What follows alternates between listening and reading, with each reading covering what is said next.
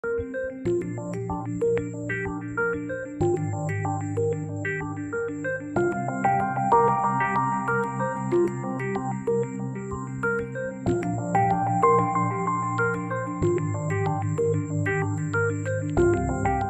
realmente el tema que nos convoca es un tema que preocupa mucho a todo el sistema de salud, que es tanto el alto costo de la tecnología, sobre todo la tecnología de alta complejidad, como hablaba ayer el doctor Ginés González García, y otro tema es el tema de los recursos humanos, que si bien parecería que son dos temas totalmente disímiles, ambos temas son imprescindibles a la hora de prestar los servicios de salud.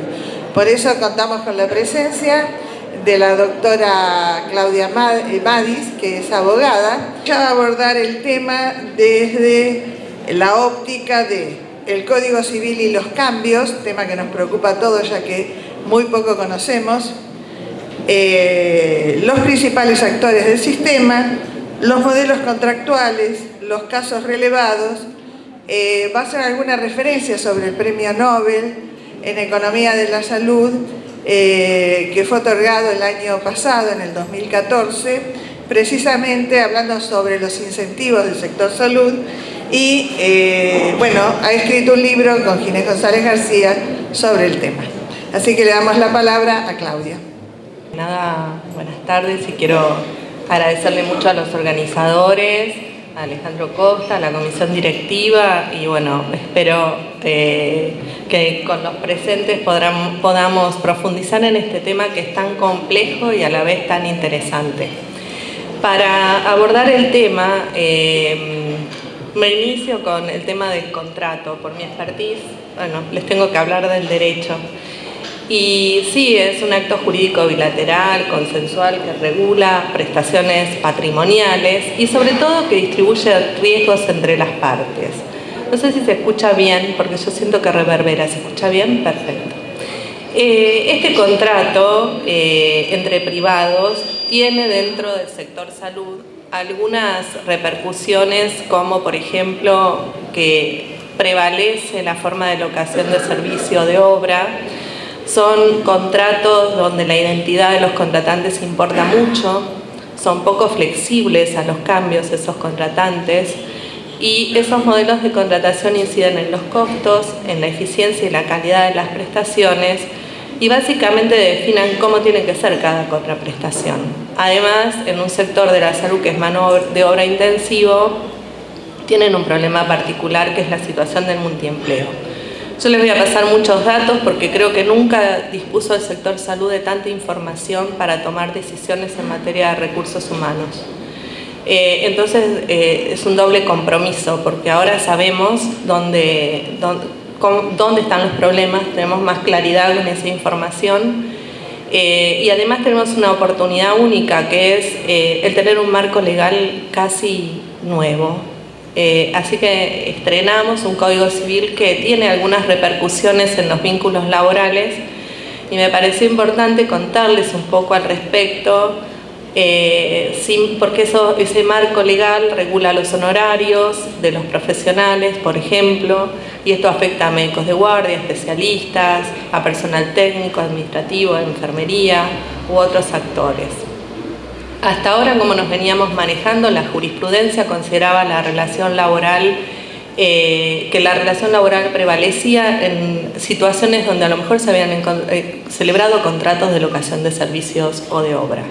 Por ejemplo, yo les cito acá una casuística: el director del jefe de un departamento médico, el médico laboral de planta, el médico de una obra social que tenía pago por acto médico, el de una empresa de emergencias privadas, el que pertenece al departamento médico interno o de reconocimientos médicos de un servicio, cardiólogos de urgencia y en muy pocas y contadas excepciones, aún facturando estas personas, se ha considerado que un médico que atiende consultas domiciliarias, que cubre guardias en instituciones para suplir a quienes no pueden hacerlas, o de un servicio tercerizado, se ha considerado que estas personas están en un marco de locación de servicios. Es decir, que muchas veces el marco legal nos dice una cosa y los mediadores del conflicto, en este caso los jueces, nos dicen otra. Y son los actores importantes a la hora de ver este tema. Y hoy tenemos una novedad que estaba consagrada en la jurisprudencia. Lorenzetti, el presidente de la Corte, tiene un libro, La empresa médica, y él ha escrito mucho sobre este tema y la conexidad contractual. Casi es el autor de esta teoría. Y en el sector salud, la conexidad contractual o el encadenamiento de relaciones, porque hay una relación de agencia, prevalece. Entonces, en el esquema que les presento acá, que son dos posibilidades, un financiador con un gerenciador, que en todo caso puede vincularse con colegios o cámaras o asociaciones de clínicas y a su vez estos con profesionales, sería una opción de un encadenamiento o de una conexidad de contratos. Otra opción sería un financiador que subcontrata, una obra social nacional que subcontrata con un prepago y a su vez contrata con colegios, asociaciones de clínicas, etc. Es decir, esta relación compleja de contratos está regulada ahora por el Código Civil y está tipificada. Esa es una novedad importante para el sector salud. Y es una novedad importante porque el Código ahora nos dice cómo tenemos que interpretar estos contratos y se asienta en la función económica del contrato para interpretarlo. Y además, también, probada la conexidad, lo que nos dice es que podemos oponer excepciones, pero no proponer medidas. Es decir, que deja en cierta medida en alguna situación de indefensión a ese conjunto de contratos, y es importante saberlo. Lo mismo, el Código introduce la figura del contrato de agencia, donde el intermediario no asume riesgos por las operaciones del proponente. Y esto también es muy importante porque nosotros sabemos que esa función de relación de agencia en el sector salud se cumple permanentemente. Y esto tiene impacto en las relaciones laborales porque en todo caso se pueden hacer este tipo de acuerdos impactando en trabajadores y en sus derechos. También los contratos asociativos con las uniones transitorias de empresa y los consorcios de cooperación pueden liberarse de responsabilidad frente a los trabajadores y lo pueden hacer pactándolo así los contratos que celebren con los trabajadores que contraten. Una nueva situación donde el Código nos coloca en un escenario particular que cambia lo que veníamos hasta este momento considerando, donde había una solidaridad de los contratantes. También aparece la figura de la sociedad unipersonal, que puede contratar personal y esta figura también puede liberarse de responsabilidad respecto de los trabajadores que contrate si esa nueva persona que se constituye no tiene patrimonio suficiente. Y después tenemos un tema muy importante que es la diferencia de trato que aparece a partir de la sanción de una ley especial para el régimen que va a regular la responsabilidad del Estado y de los trabajadores estatales, que no van a estar regidos por el Código, sino que van a estar regidos por esta ley especial, la 26.944, que nos dice que la responsabilidad por daño ya no responde más el Estado por el Código Civil, sino que responde por esta ley especial. Y esta ley especial, por ejemplo, nos dice que ante reclamos de los trabajadores por temas laborales o de tutela sindical, y estamos hablando de los trabajadores estatales, no va a responder el Estado por los daños o por los incumplimientos de las leyes que hagan los concesionarios, prohíbe aplicar sanciones al Estado o a los funcionarios por incumplimiento de las normas u órdenes judiciales y puede incluso favorecer que algún juzgado de la Justicia Nacional del Trabajo en conflictos como este se considere incompetente y la cuestión tenga que ir a la justicia del fuero administrativo. En los accidentes de trabajo, el sistema tarifado de la Ley de Riesgos de Trabajo se va a aplicar solamente a estos trabajadores y ya no se va a poder recurrir a la alternativa de la acción civil, que es algo a lo que pueden acceder el resto de los trabajadores. Entonces, como ustedes están viendo, hay una diferencia entre el trato del trabajador público y el trabajador privado, que es un problema que ya arrastra el sector salud y que con estos cambios vamos a tener establecimientos que van a dar las mismas prestaciones, el mismo tipo de prestaciones con distintas reglas de juego. Un director de un hospital va a tener responsabilidades diferentes que un director de un sanatorio. Un trabajador, un profesional de un hospital va a tener responsabilidades diferentes que un trabajador de una clínica. Y adentrándome, hecha esta introducción sobre el código, que solo les hice un resumen de los cambios que tiene y que impactan en salud, pero bueno, concentrada en los contratos, y señalando que lo que acabo de describir no es una mirada crítica, sino que es un enunciado de cambios, porque es una oportunidad de establecer reglas de juego diferentes también, que hay que explorar, y que tampoco tenemos la solución ahora de cómo se van a interpretar. Como les decía, estos son contratos conexos, los va a interpretar la jurisprudencia y va a estar mirando el conjunto de contratos que se celebran en el sector salud, no uno de los contratos que se celebra en la cadena de relaciones que tienen los actores sectoriales. Cuando vamos a mirar a los actores, nosotros tenemos pagadores, prestadores y pacientes. Y en los pagadores nosotros tenemos al pagador público por excelencia, que se maneja por presupuesto, que el 85% de ese presupuesto a nivel nacional es provincial o municipal, que garantiza la estabilidad a los trabajadores, que cubre el sector público al 100% de la población, aunque sabemos que se concentra especialmente en el grupo no asegurado, y que destina un porcentaje muy alto a sueldos. Y un sector público provincial que también tiene la posibilidad de gestionar la obra social provincial, que es un actor que también hace pagos por una modalidad totalmente diferente y que tiene superpuestos a los trabajadores en los dos sistemas. Es decir, es el empleador de ambos, les paga de distinta manera y a veces con incompatibilidades horarias o de otra naturaleza entre esos trabajadores. En el mismo sentido, podemos decir que los pagadores de la seguridad social cubren a prácticamente el 60% de la población y que están optando, algunos, los más grandes, los más importantes, por cierta integración vertical, generando sus propios establecimientos prestadores, con lo cual allí establecen otro tipo de vinculación con esos trabajadores.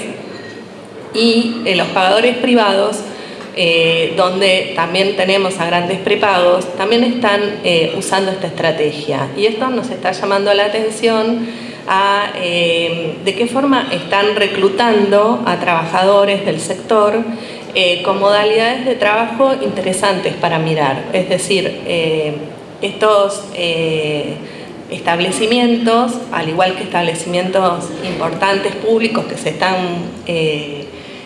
creando o habilitando, nos están dando la necesidad dentro del sistema de reclutar trabajadores que se quitan de otras áreas y hay mucha movilidad dentro del sector.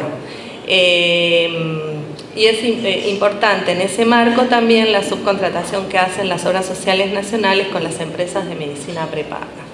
Sobre las obras sociales provinciales, bueno, ya les dije esto de que muchos de sus trabajadores también trabajan en el sector público, que suelen contratar prestadores de mayor envergadura y que tienen modalidades de pago, que se está abandonando la modalidad del pago por prestación y se está yendo hacia modelos de módulo, igual que lo hace el Instituto Nacional de Servicios Sociales para Jubilados y Pensionados, PAMI.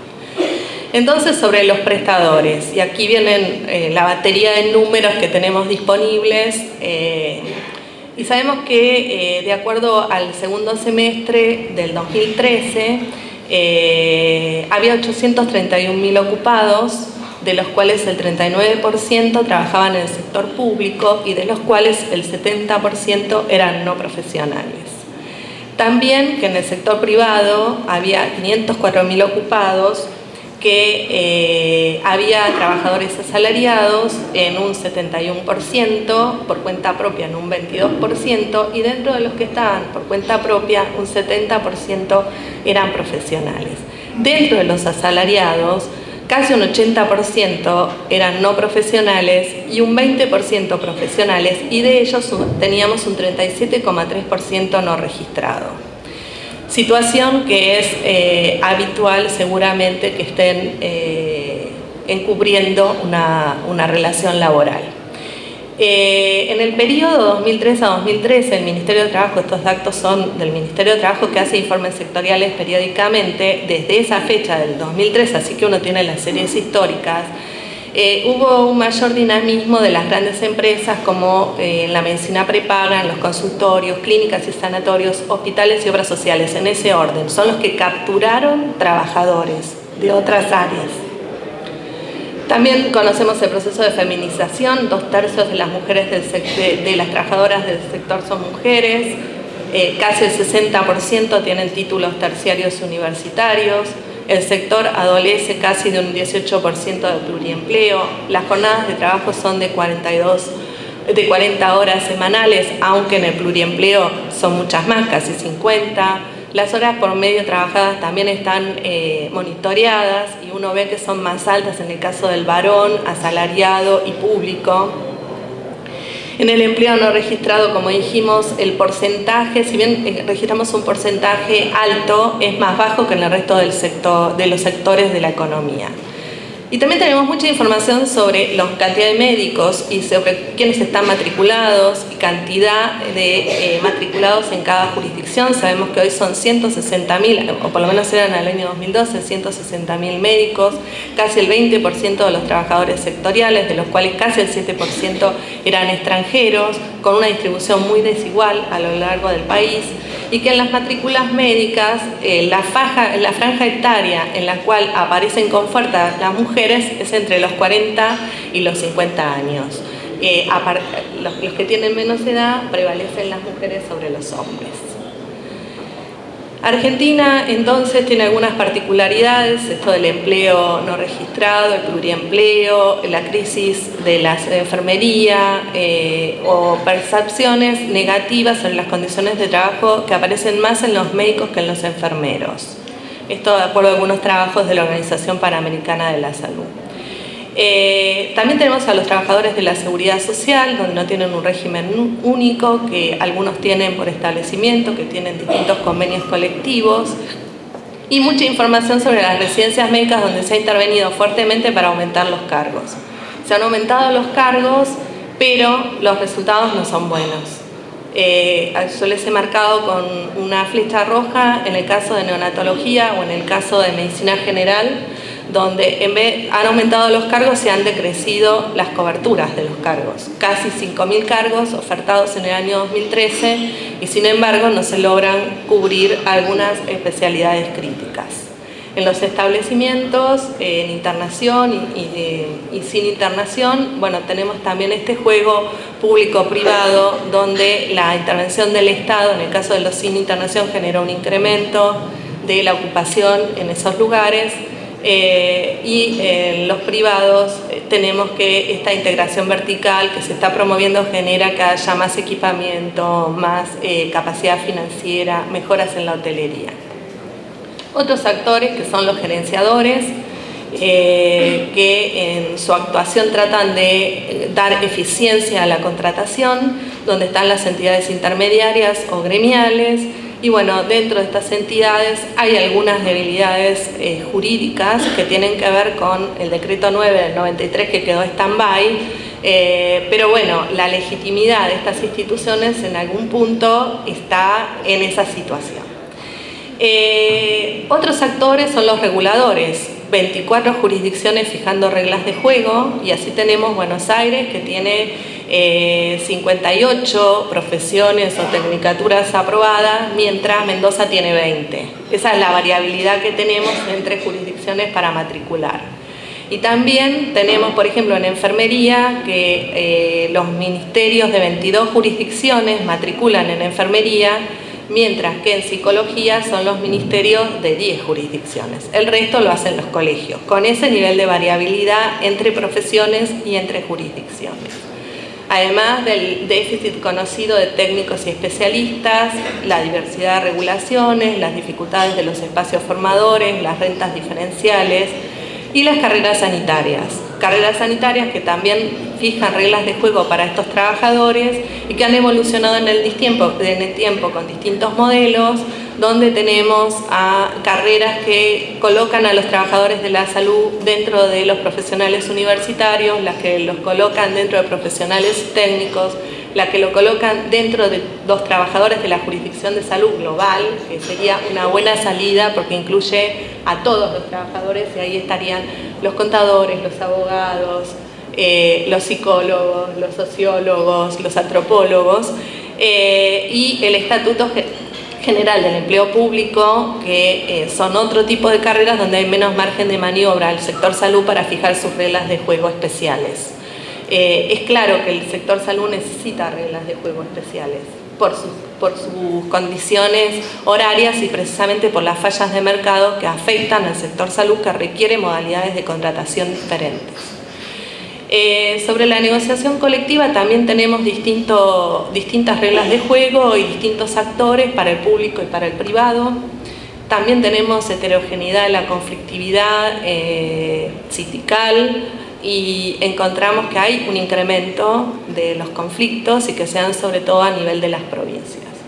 Entonces, bueno, aparecen los riesgos, ¿no? El contrato está para eso, para gestionar los riesgos. Y los riesgos que tienen estos contratos son muchos, porque contratación y pago, modelo de contratación y pago es una parte del contrato. Y a mí me pareció interesante enunciar todos los riesgos que un contrato en materia de salud debiera tener, y que son los propios de la gestión, que tienen que ver con las fallas de mercado, los operacionales, los del mercado, los conflictos sindicales, los riesgos financieros, los políticos y los derivados del caso fortuito o fuerza mayor.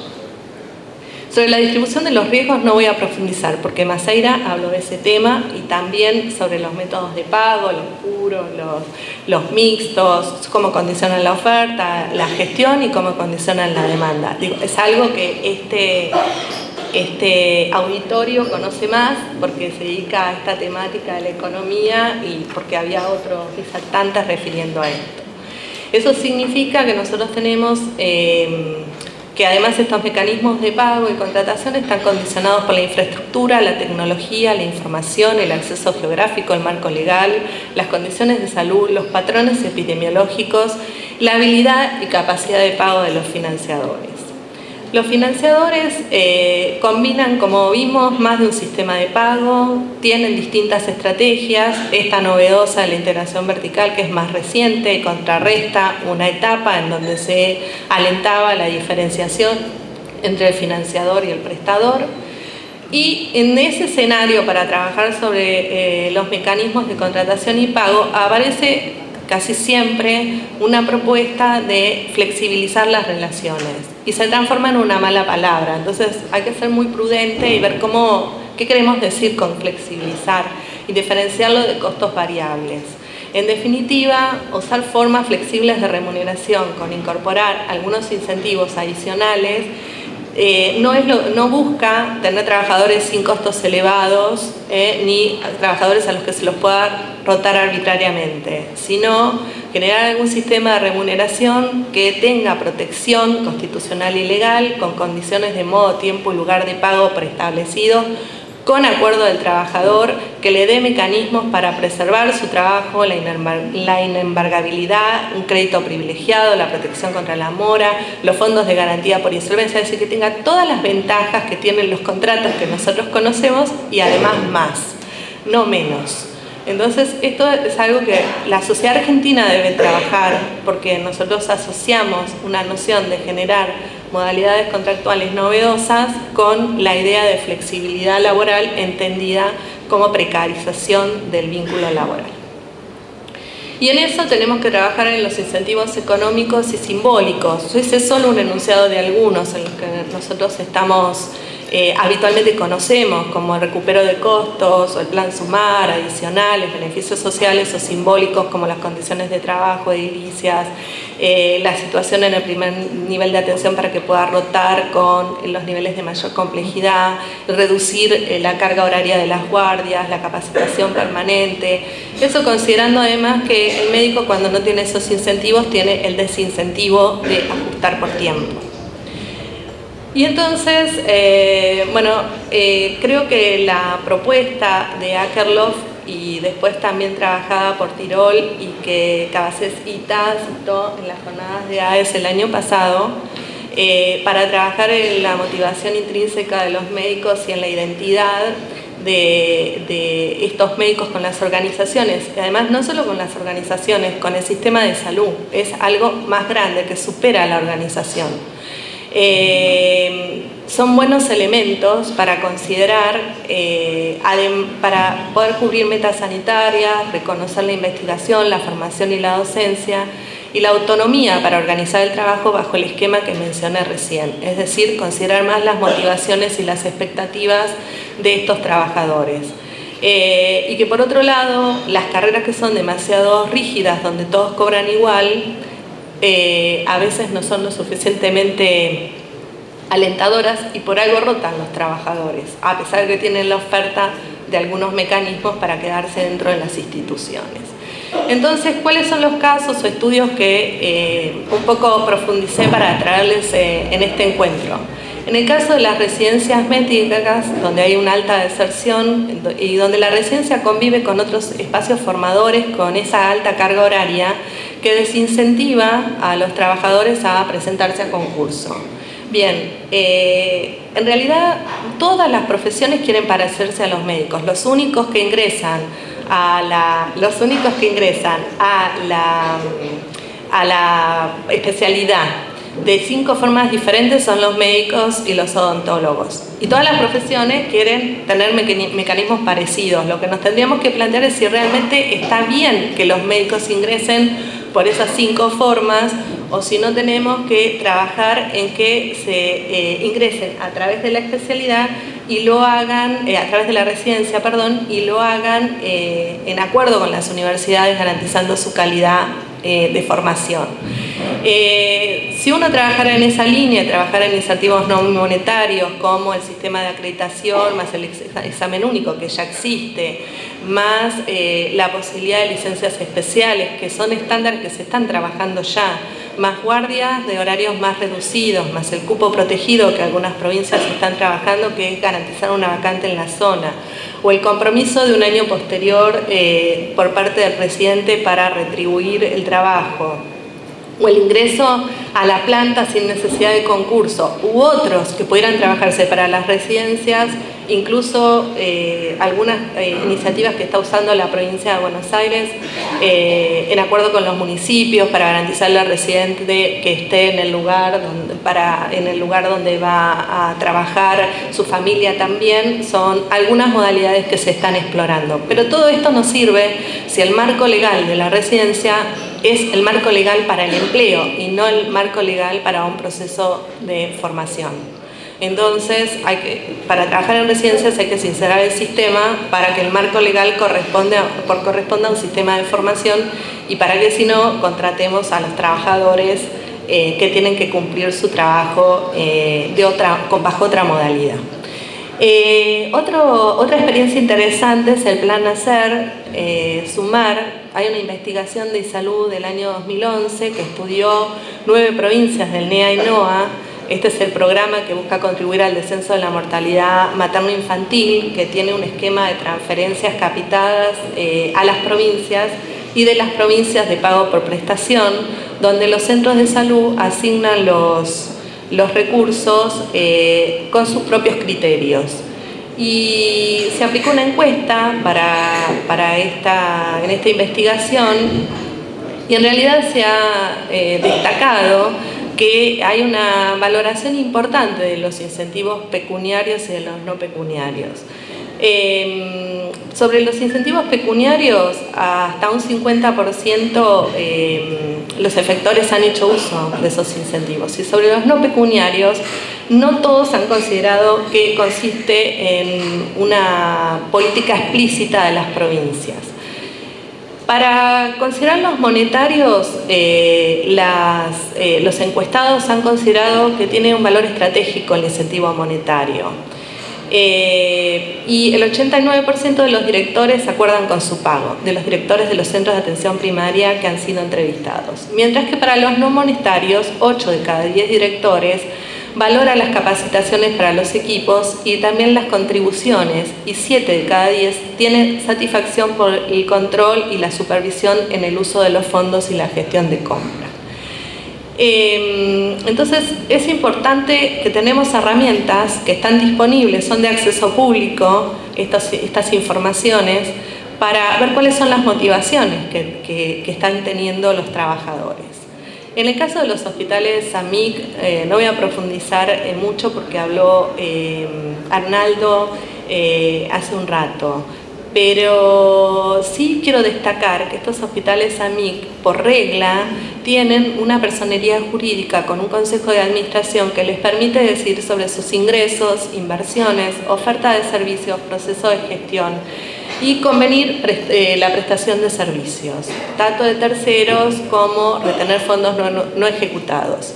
Todo esto, más la posibilidad o la obligación de hacer una planificación estratégica, les da una herramienta muy poderosa. Hay varios hospitales AMIC que se están construyendo o se están buscando implementar, y la verdad que es una oportunidad única, porque esa situación de organismo multinivel o multijurisdiccional está mostrando que tiene una capacidad de gestión interesante bajo el esquema público, y el cruce es un buen ejemplo de eso.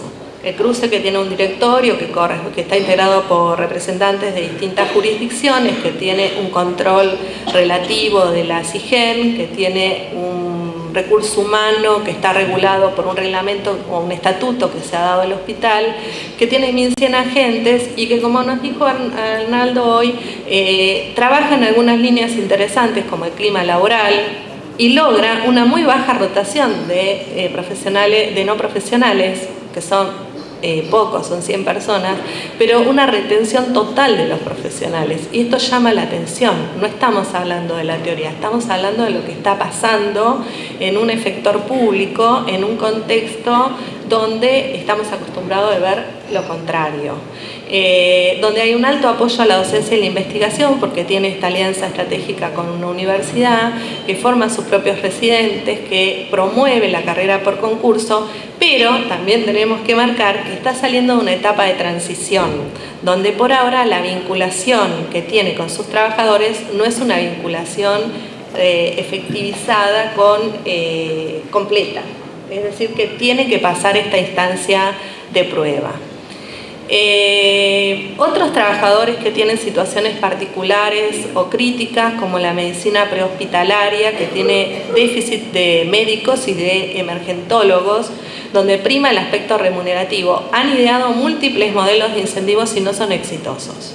Entonces, ahí las condiciones de trabajo pesan bastante porque rotan, y a tal punto que estas unidades de medicina prehospitalaria están incentivando formar a los técnicos superiores en el tema para descomprimir, porque ellos sí tienen adhesión a este tipo de trabajo y a este tipo de instituciones o de servicios. Las ventajas de la integración que vemos en algunas obras sociales nacionales como SECAC o Construir Salud también aparecen importantes para reducir costos prestacionales y los costos de transacción.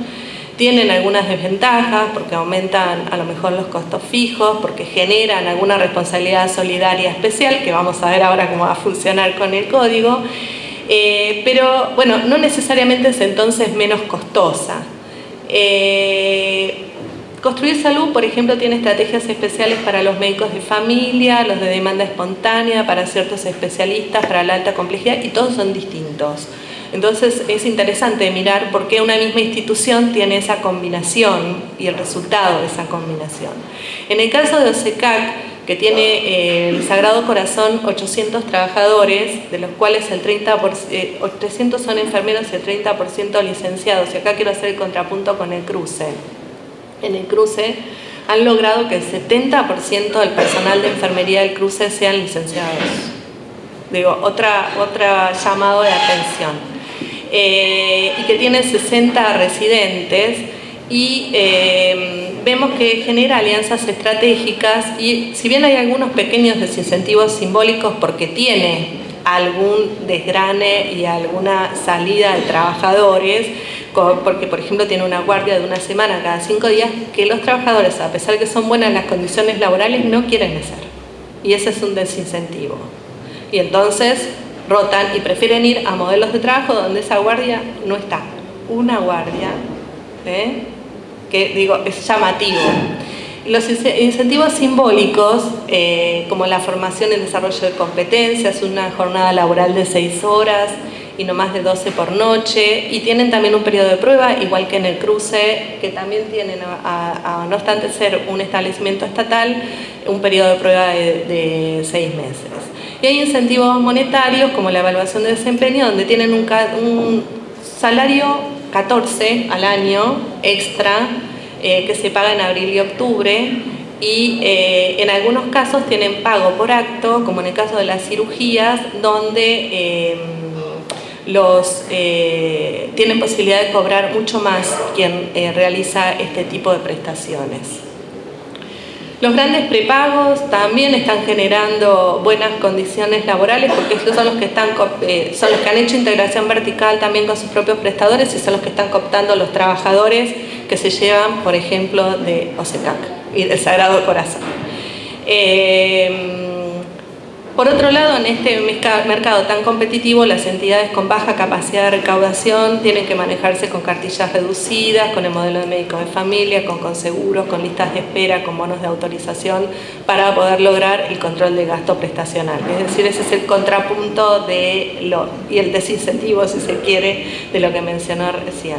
Entonces, bueno, una misma institución puede tener una variedad en la conexidad muy grande, puede tener muchos escalones, muchos modelos de contratación y pago dentro de la misma institución y con distintas profesiones, con distintos tipos de vinculaciones e intermediarios, y el gestor en todo esto, para ser eficiente, tiene que posicionar a ese financiador en un contexto con tantos riesgos, en un contexto donde pesan otros condicionantes, y brindar esa excelencia prestacional, donde a lo mejor considerar las motivaciones y la identidad de los trabajadores pasa a ser muy importante. Y hay muy pocos estudios que hayan medido esto. Y Salud se está dedicando a medir esto, como les mencioné en algunos estudios, hay otros que lo están haciendo, pero bueno, yo me preferí traerles el libro Médicos, la salud de una profesión.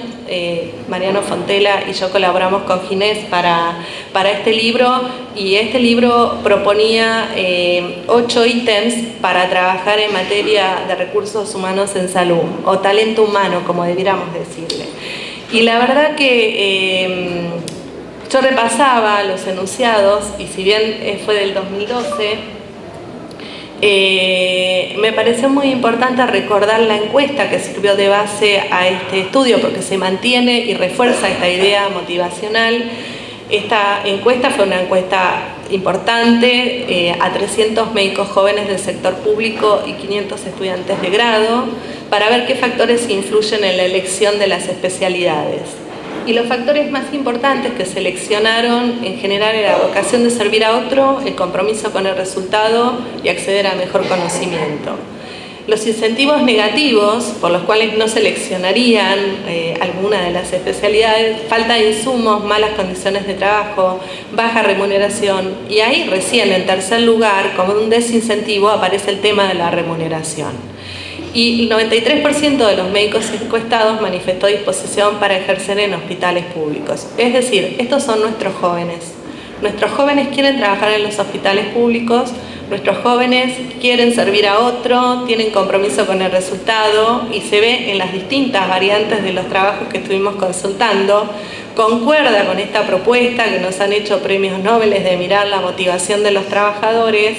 Y para llegar a una solución sobre esto, vuelvo a las propuestas del libro, tendríamos que lograr algún tipo de consenso federal, algún tipo de fondo para profundizar en este trabajo, y para profundizar en las alternativas para generar estos incentivos, trabajar en la línea de fortalecer la atención primaria, las tecnologías de información y conocimiento, pero sobre todo promover estas investigaciones para realmente tener en cuenta las motivaciones, las expectativas y como conjugando con lo que dijo hoy Arnaldo, no solo de los trabajadores, sino de los destinatarios de los servicios respecto de lo que esperan de los trabajadores. Bueno, espero que haya sido clara mi presentación y muchas gracias.